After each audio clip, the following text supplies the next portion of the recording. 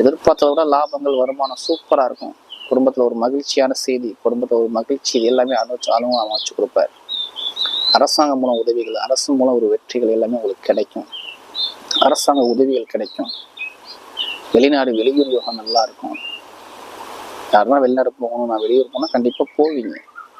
ஏன் வெளிநாடு போவீங்கன்னா, வெளிநாட்டு கிரகமான புதன் பகவான் உங்க ராசி மேல இருக்கிறார்.